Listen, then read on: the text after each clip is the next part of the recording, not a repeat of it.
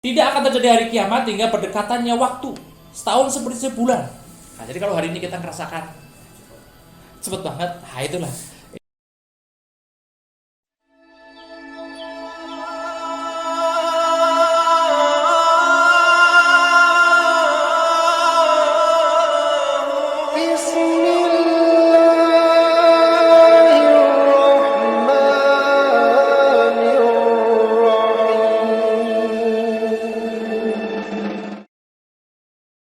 Bismillahirrahmanirrahim. Assalamualaikum warahmatullahi wabarakatuh.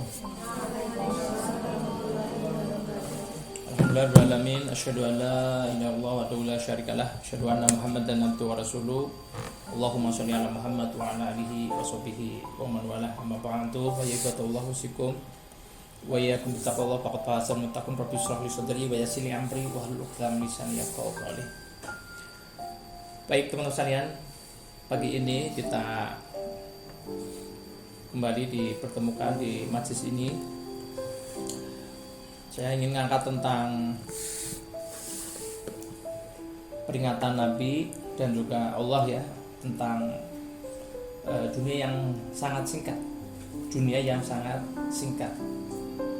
Kalau ada yang berpikir dunia ini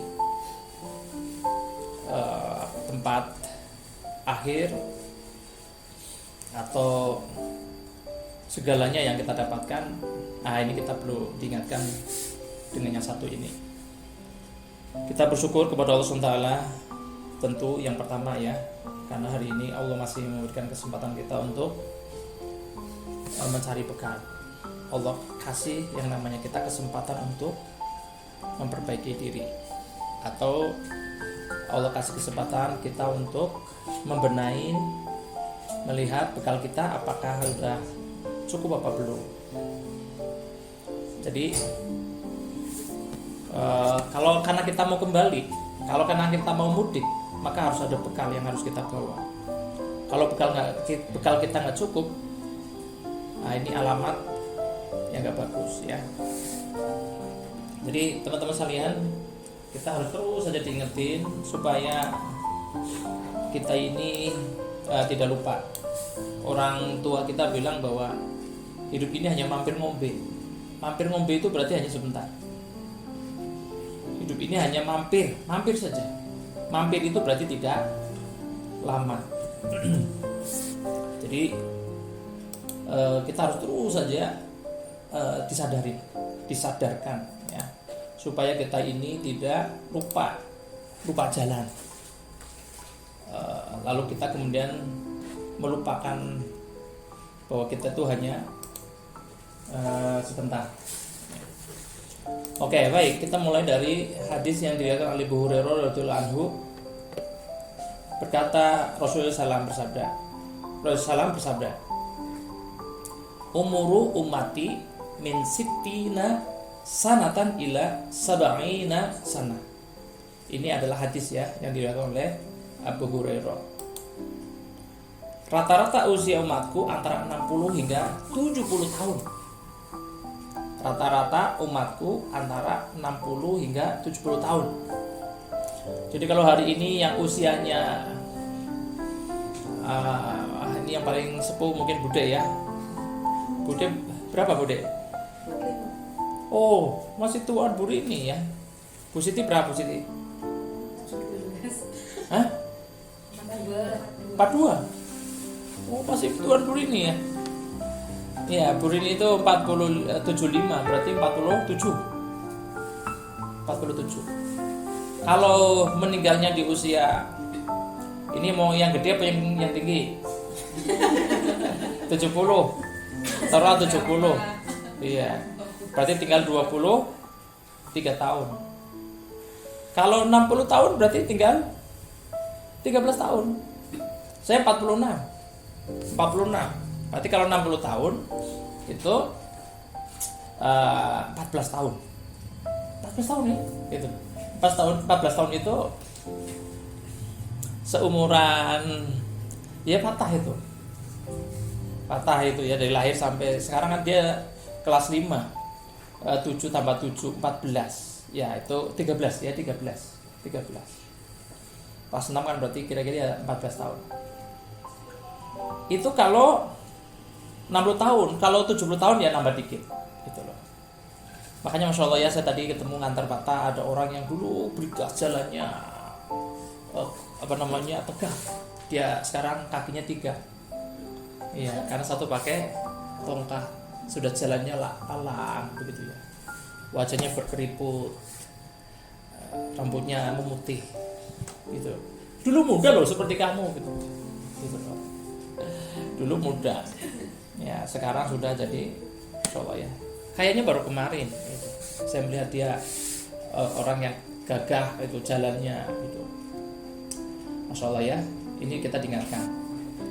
Baik, ini ayat Al-Quran ya, kita sama-sama baca. A'udzubillahi minasyaitonirrajim. I'lamu annamal hayatud dunya.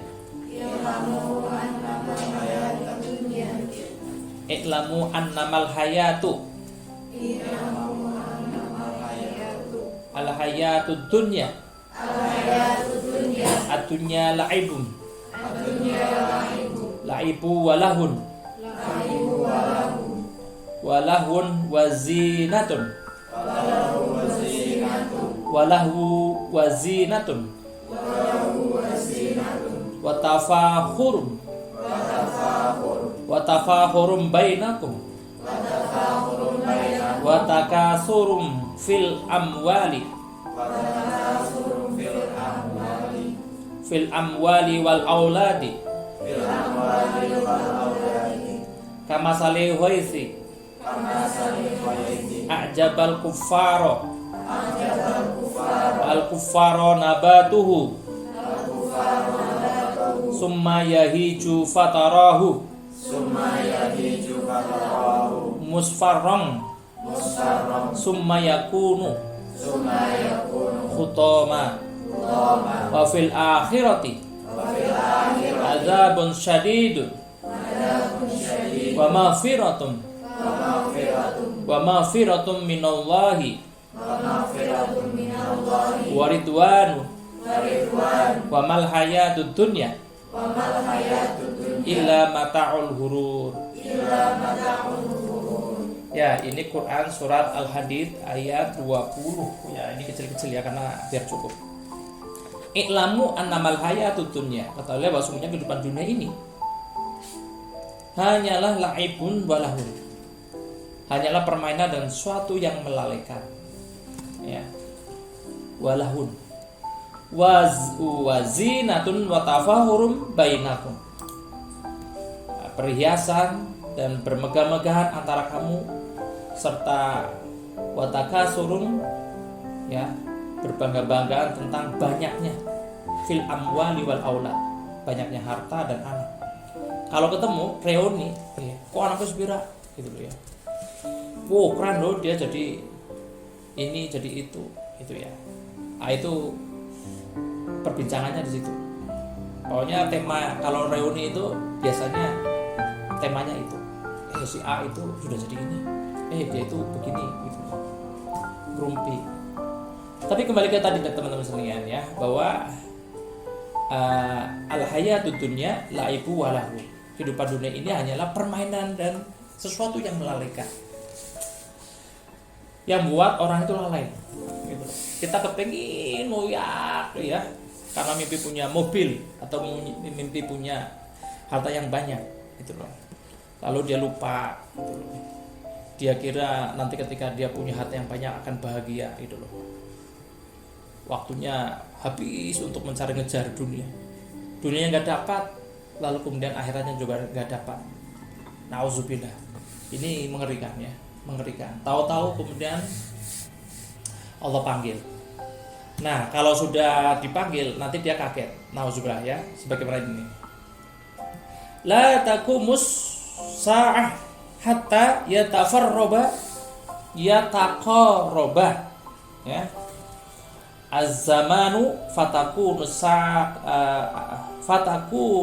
sanatu kasahri wa syahru kal jumu'ati wa takunul jumu'atu kal yaum. Tidak akan terjadi hari kiamat hingga berdekatannya waktu setahun seperti sebulan. Nah, jadi kalau hari ini kita merasakan cepet banget. Nah itulah, ini sudah diprediksi oleh Nabi yang diriwayatkan oleh Anas bin Malik. Kalau kebanyakan orang itu ngerasa jadi sudah mau Ramadan lagi ya, perasaan lebih Ramadan kemarin, itu berarti setahun seperti sebulan, sebulan seperti sepekan, sepekan seperti sehari, sehari seperti sejam, dan sejam seperti kayu bakar yang terbakar api. Cepet banget. Sudah rasa kayak gini? Nah, itu berarti tanda-tanda kiamat sudah dekat. Gitu. Masya Allah ya, kita itu merasa cepet banget. Benar, cepet banget. Gitu. Waktu kehidupan dunia sangat singkat jika dibandingkan dengan panjangnya kehidupan di akhirat. Kehidupan di akhirat dimulai sejak manusia masuk ke alam kuburnya. Jadi nanti kita akan bandingkan dengan kehidupan di akhirat. Nanti akan sampai ya. Tapi paling tidak kabar gini. Nanti ketika semua dibangkitkan, ketika semua sudah dibangkitkan, dikumpulkan di padang mahsyar. Di padang mahsyar dikumpulin berdiri loh ya, ini berdiri. Itu waktunya sepertiga atau separohnya dari 50 tahun. Separohnya dari 50 tahun. 50.000 tahun. Bukan 25 tahun, tapi 50.000. Separohnya berapa? 25.000 tahun. Itu dikumpulin di padang mahsyar. Ngapain saja di situ? Gitu. Jadi masya Allah ini akhirat gitu ya. Nah akhirat itu dimulai dari sini teman-teman. Innal qabra awalu manazil al akhirati fa in naja minhu fama ba'dahu. Sungguhnya alam kubur merupakan tempat pertama dari kehidupan akhirat. Barang siapa yang selamat darinya, maka kehidupan setelahnya akan lebih mudah. Ya. Namun barang siapa yang tidak selamat darinya, maka kehidupan setelahnya akan lebih sulit. Ini adalah awal dari kehidupan akhirat yang namanya alam kubur. Gitu loh, masya Allah ya. Jadi kehidupan barzah itu adalah hak, adalah benar. Gitu loh. Kalau ya inilah teman-teman sekalian, kita harusnya memang iri ya dengan ayam, dengan hewan gitu loh. Kalau udah mati selesai. Kalau sudah mati urusannya sudah selesai gitu loh. Tapi tidaklah itu dengan kita, dengan manusia ini. Masya Allah ya, kita harus diingatin kayak begini supaya kita itu tidak terlampau ngoyak dunia. Kita butuh dunia gitu loh. Tetapi jangan lupakan kehidupan akhirat, bahwa kita ini ada kehidupan yang lebih panjang gitu. Jadi kalau udah kayak begitu tuh masya Allah ya, dan itu nanti dekat. Jadi dunia ini hanya tempat mencari bekal saja, tempat mencari bekal, bukan kehidupan yang sejatinya gitu ya.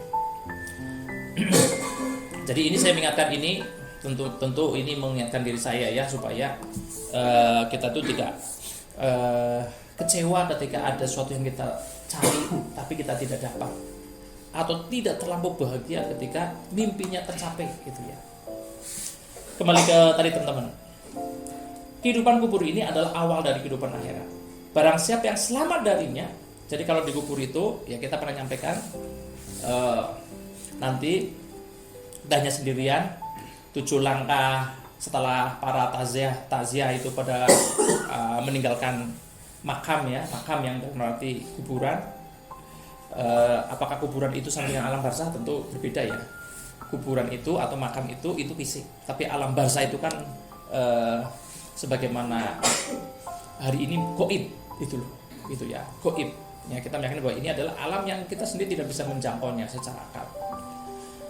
Jadi di sana ketika kita itu ditinggal oleh yang takziah, maka datanglah malaikat. Malaikat siapa? Munkar dan Nakir, gitu ya. Lalu kemudian menanyakan.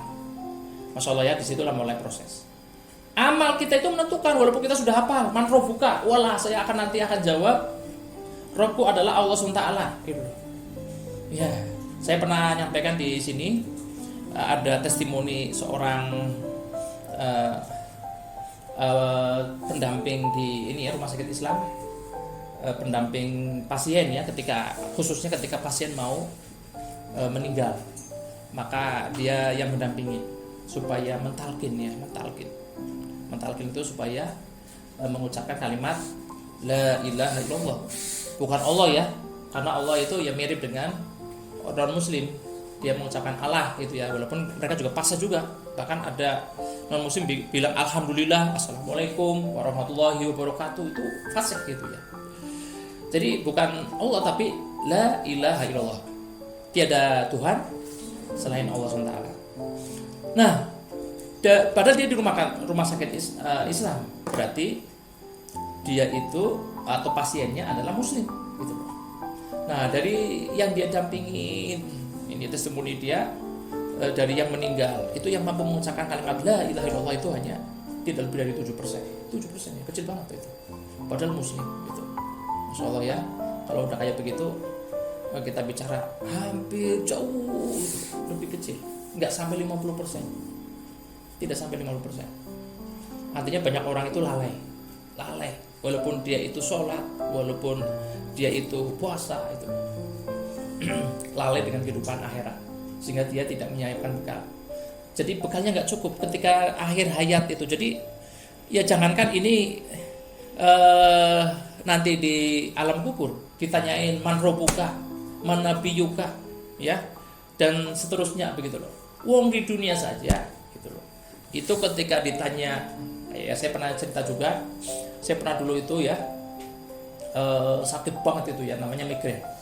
Lalu saya diantar ke rumah sakit di Bangsal gitu, itu pasien saya itu sebelahnya kan ada sekamar itu 2 orang ya. Kemudian saya sudah sembuh, balik lagi ke situ. Nah, si pasien sebelah itu bilang, saya tahu kok masnya itu, dia bilang saya masnya itu ngucapin kalimat thayyibah, tapi nggak jelas itu suaranya gitu ya. Tapi itu saya tahu. Jadi di pikiran saya waktu itu ngomong istighfar itu berat banget. Itu sakit yang luar biasa ya, sakit yang luar biasa dan sadar gitu ya. Sadar itu artinya setengah sadar gitu ya, tidak seperti sadar seperti ini. Jadi beda lagi dengan ketika sakitnya sakaratul maut. Sakaratul maut itu lebih sakit lagi, ya, lebih sakit lagi. Kita bayangin, ya, ketika kita itu lisannya tidak terbiasa dengan kalimat thayyibah, dengan tidak terbiasa dengan kalimat yang baik, Al-Quran yang kita baca ini, itu ya kayak tadi saya ngerasa dulu waktu itu ngomong astagfirullahaladzim gitu ya, itu yang terdengar di kata sebelah saya itu suaranya agak jelas gitu. Itu hanya bisa bilang untuk minta apapun, minta minum, minta apa tuh hanya bilang itu. Terjelas itu ya? Ya kalau dijelaskan tahu bisa ngomong itu ya. Itu saksi. Bisa ngomong itu api jam 2 pagi. Dari duhur. Ya, Masya Allah ya. Nah, waktu itu guru ini yang ngantar kita.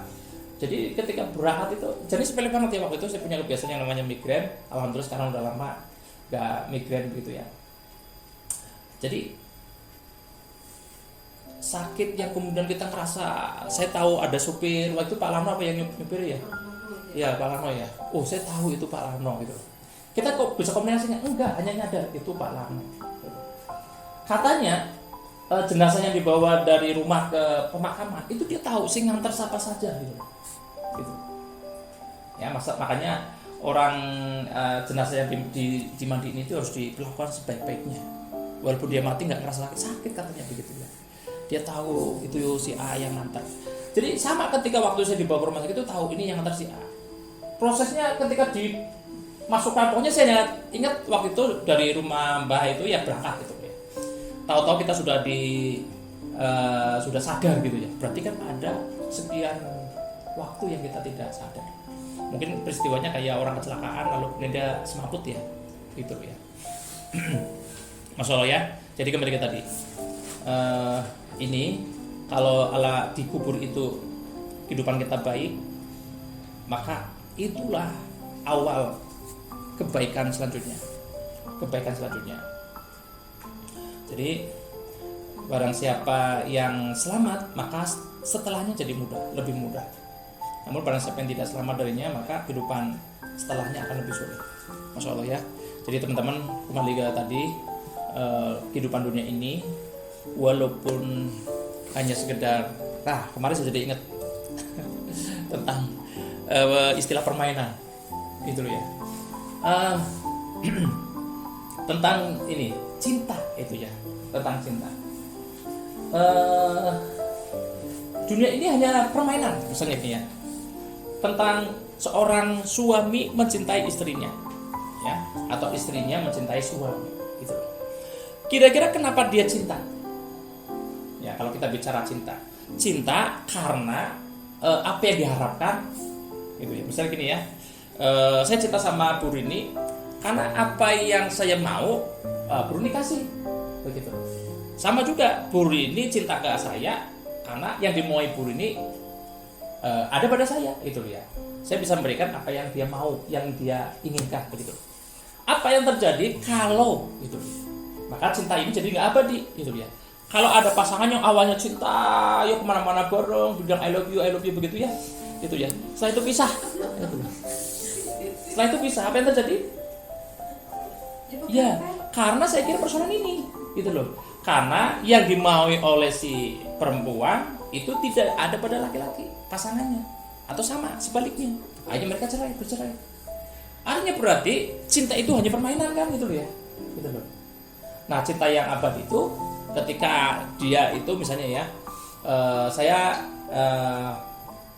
yang saya harapkan tidak ada di Bu Rini misalnya, tapi saya tetap itu loh, tetap ya, ini namanya kita harus menjaga hubungan suami istri, gitu. Saya tetap mencintai istri walaupun yang tidak saya harapkan ada di Ibu Rini, gitu loh. Karena saya tetap mencintai istri, itu adalah perintah Allah SWT. Nah, itulah cinta yang benar. Cinta karena Allah SWT, bukan cinta karena yang saya mau ada di dia, gitu loh, atau sebaliknya, gitu loh. Nah, jadi teman-teman, kalau kita itu hanya banyak di permainan-permainan gitu ya, sesuatu yang fana, gitu, nah, semuanya akan hilang. Kalau kita itu mencintai dunia, apakah dunia akan dibawa mati? Enggak. Kita kepingin pengen punya mobil, apa mobilnya nanti akan mengantarkan kita ke kuburan atau masuk ke kuburannya? Enggak. Mungkin hanya sampai di depan gerbang makam itu ya, Jadi masya Allah ya, sesuatu yang sebenarnya tidak akan abadi yang kita bawa, tapi orang fokus pada situ, maka disebut sebagai orang dolanan, gitu loh. Mencari sesuatu yang sebenarnya itu nggak nyata. Karena nggak akan dibawa, nggak akan dinikmati selamanya. Nah, tentu kita kepengen hidup di kehidupan yang sejatinya, ya, di surga nanti itu, masya Allah ya, apa yang terlintas itu Allah kasih, masya Allah. Dan itu lama banget. Jadi nanti nggak ada yang namanya solihun itu hanya di dunia, terus saja nanti di alam barzah ada namanya solihun. Ya, di alam akhirat nanti ya, mudah-mudahan masuk di surga ya, itu ada namanya solihun, begitu ya. Terus saja gitu. Kalau ada kucing yang dulu pernah mati, apakah besok di kuburan ada kucing yang dulu namanya apa sih ya, si anak-anak ngasih nama kucing itu? Apakah nanti di kuburan ada nama kucing itu? Enggak ada, gitu. Tapi solihun ada, gitu loh ya. Gitu loh ya, di akhirat nanti ada, begitu ya. Jadi masya Allah, itulah yang kadang kita itu iri, iya ya, kucing itu umurnya hanya di dunia, ayam itu hanya umurnya di dunia, setelah itu selesai. Tapi kita ini enggak, gitu. Di kuburan nanti ada kita, di akhirat juga ada kita. Nah, dunia ini hanya sebentar, tempat bagaimana kita mencari bekal, tempat mencari persiapan, gitu loh.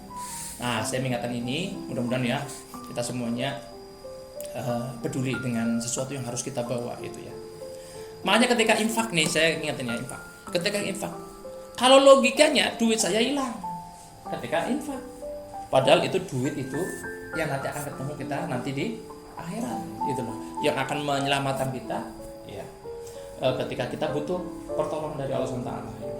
Jadi sepertinya kita itu keluarin duit, tapi sejatinya itulah duit yang abadi yang kita akan bawa.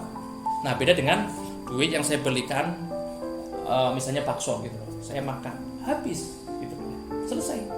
Tapi ketika duit yang kita keluarkan untuk fisabilillah di jalan Allah SWT, untuk infak, untuk sedekah, itu yang akan kita temukan nanti, gitu loh. Jadi kalau ada yang bilang, infak itu kayak orang nggak punya duit, aku butuh duit, gitu loh. Kalau ada orang suka sedekah itu, dia tuh kayak nggak doyan duit, gitu loh. Suka banget sama duit, gitu loh. Karena duitnya supaya abadi dibawa sampai di akhirat nanti. Nah, supaya abadi dengan cara apa? Dikeluarkan fi sabilillah. Baik teman-teman, mudah-mudahan ini mengingatkan saya, mengingatkan teman-teman sekalian 3 hal yang bisa kita bikin bahagia. Apa satu? Sedekah pagi. Iya. Yang kedua? Memaafkan setiap hari. Ketiga?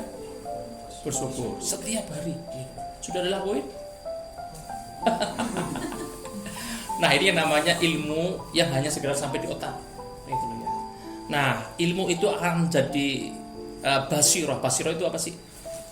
Basirah itu kemampuan kita memandangnya. Nah, ilmu itu akan bermanfaat seperti jamu. Jamu itu pahit. Ya. Ilmu itu seperti jamu, pahit. Tetapi kalau nggak diminum ya sudah sampai di situ. Nah, harus diminum. Apa yang terjadi ketika kita minum jamu? Jadi harusnya ilmu itu jadi kita ini orang yang beramal karena ilmu gitu ya. Jadi teman-teman sekalian, ini tadi informasi begini. Informasi kita itu hanya sebentar. Amalnya apa? Oh, berarti kita nyiapin. Kalau beramal itu kalau sholat dijaga, kalau sedekah dijaga, bersyukur ya itu bersyukur itu kalau kita merasakan bahwa ini ada efek baiknya ya, maka pertama mungkin dipaksa dulu. Karena kan orang namanya minum jamu kan ketika kalau tiba-tiba langsung sehat kan enggak. Ilmu itu belum akan mempengaruhi dalam kehidupan kita kalau belum diamalkan. Maka ilmu itu jadi amal dulu. Diamalkan, dipaksa. Nah, sampai coba sekarang kita tanya. Dulu Al-Masrot yang baru pertama di sini. Alah, panjang nih apaan ini begitu. Mungkin barangkali jiwanya berontak gitu. Coba setelah sekian lamanya dengan Al-Masrot, apa yang terjadi? Terbiasa. Apakah ada rasa yang dinikmati? Apa itu? Lebih tenang. Nah, itu namanya basirah. Ilmu yang jadi basirah itu ketika ilmu yang jadi amal, dirasakan. Jadi basirah itu rasa. Nah, yang terpenting ini nanti rasa itu ya. Gitu loh. Ada orang banyak tahu tapi tidak melakukan karena dia tidak sampai di ilmunya, tidak sampai di rasa gitu ya. Saya sering ingetin kejadian yang akan kita hadapin itu adalah sangat dekat dengan yang namanya perasaan. Ya, rasa itu loh. Jadi maka teman-teman sekalian, ketika kita belajar Al-Quran ini, ketika sholat itu harus bagaimana jadi rasa gitu ya, rasa yang benar, jadi nyaman ya. Nah, kalau sudah tentrem, kalau sudah merasa bahagia, insya Allah nanti tinggal tadi peristiwa-peristiwa yang ada dalam pikiran kita itu nanti akan ngatur. Ada orang bahagia tapi karena dia nggak punya tujuan, maka ya sulit. Dia mau kemana? Seperti orang bahagia tapi dia nggak tahu mau kemana begitu ya. Nah, kita kan mau ke Jakarta, kita ini kan mau ke Tanah Suci misalnya ya, mau umroh begitu ya. Nah, sekarang jaga feel kita atau perasaan ini bahagia begitu ya. Baca Al-Quran, Al-Masurah, ini kan amal, ini amal. Ini saya sampaikan ilmu supaya jadi amal. Terus saja. Baik, mudah-mudahan Allah bantu kita untuk terus saja punya ilmu dan amal ya. Punya feel, punya rasa, ilmu yang menghasilkan rasa. Oh iya, Al-Masurah itu bikin kita tentram. Oh iya, sedekah itu akan membahagiakan. Ya, memaafkan itu akan membahagiakan. Syukur itu akan membahagiakan. Insya Allah. Subhanakallahumma wa bihamdika asyhadu an la ilaha illa anta astaghfiruka wa atubu ilaik. Assalamualaikum warahmatullahi wabarakatuh.